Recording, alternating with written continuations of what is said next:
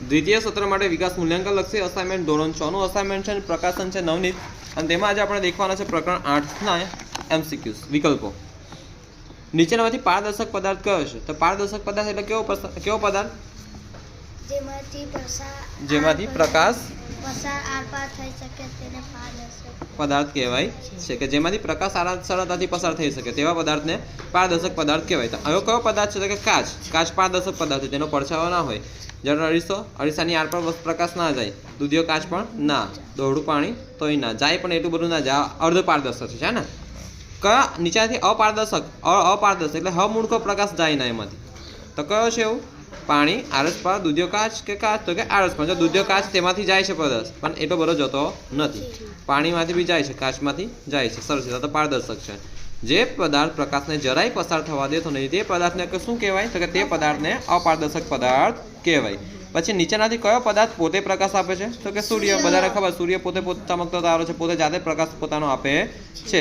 ચાલો, નીચેનાથી કયા પદાર્થનો પડછાયો પડે નહીં? સિમ્પલ ભાષા, જે પદાર્થ પારદર્શક હોય, જે પદાર્થ પ્રકાશને પસાર થવા દેતો હોય તેનો પડછાયો પડે નહીં. તો આમાંથી કયો પારદર્શક પદાર્થ છે? અરીસો, લાકડી, વાદળ કે કાચ? તો કે કાચ. વાદળ નહીં આવે ભાઈ, વાદળ નહીં આવે, કાચ આવશે. કાચ આવશે. કાચ છે ને, ગ્લાસ. તો આસપાસ વસ્તુને દેખાય તો તેનો પડછાયો પડે નહીં. ચાલો, વસ્તુનો પડછાયો પડે તે માટે વસ્તુ કેવી હોવી જરૂરી છે? તો કે વસ્તુ કેવી? અપારદર્શક. કેવી? અપારદર્શક હોવી જરૂરી છે. પારદર્શકમાં તો પડછાયો પડે જ નહીં, પારદર્શક ઠીક છે, પણ અપારદર્શકનો તો પડછાયો, અપારદર્શક વસ્તુ હોય તો તેનો પડછાયો પડે છે, જ્યાં પારદર્શકનો પડે નહીં. ચાલો, પિનહોલ કેમેરા કયા સિદ્ધાંત પર કાર્ય કરે છે? પ્રકાશ સીધી રેખામાં ગતિ કરે છે. તો પિનહોલ કેમેરા પ્રકાશ સીધી રેખામાં ગતિ કરે છે. સીધી મીન્સ કે જો પ્રકાશ આવીને જ ગતિ કરે. પ્રકાશની ગતિ ક્યારેય એવી વાંકી ચૂકી ના હોય. પ્રકાશ આવીને સીધી રેખામાં જ ગતિ કરશે. ચાલો, હવે ધ્યાન નહીં. વિદ્યુત કોષ શામાંથી વીજળી ઉત્પન્ન કરે છે? કે રાસાયણિક પદાર્થો. કયા પદાર્થો? રાસાયણિક પદાર્થો. સેલમાં છે ને રાસાયણિક પદાર્થો હોય તેના માટે વીજળી ઉત્પન્ન થાય. વિદ્યુત વાપરતું સાધન કયું છે? તો કે ટ્યુબલાઇટ છે. કયું છે? ટ્યુબલાઇટ. વિદ્યુત વાપરતું સાધન કયું છે? ટ્યુબલાઇટ. તો વિદ્યુત સુવાહક પદાર્થ કયો છે? સુવાહક પદાર્થ એટલે કે વિદ્યુતનું વહન થવા દેવો તેવો પદાર્થ કયો છે? તાંબાનો તાર. કયો તાર? તાંબાનો તાર.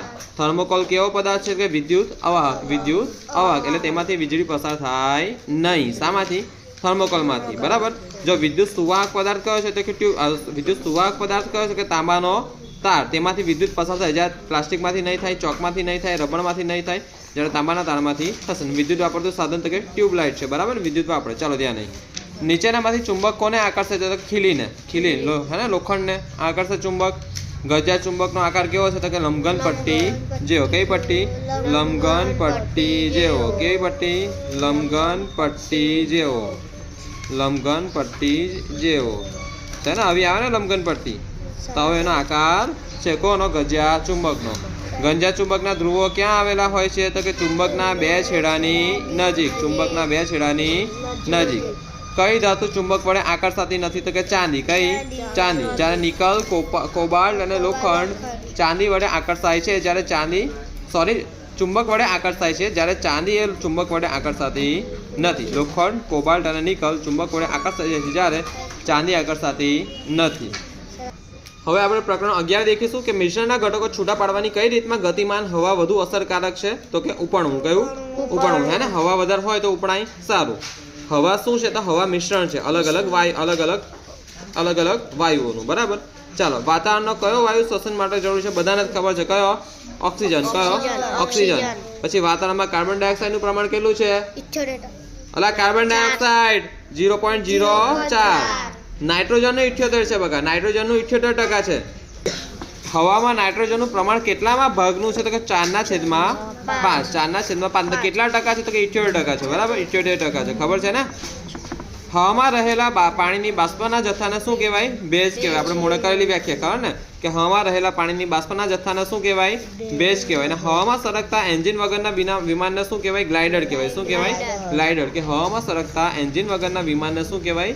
ગ્લાઇડર કહેવાય. શું કહેવાય? ગ્લાઇડર કહેવાય. આ તમારું વિકલ્પનું પૂરું થયું છે.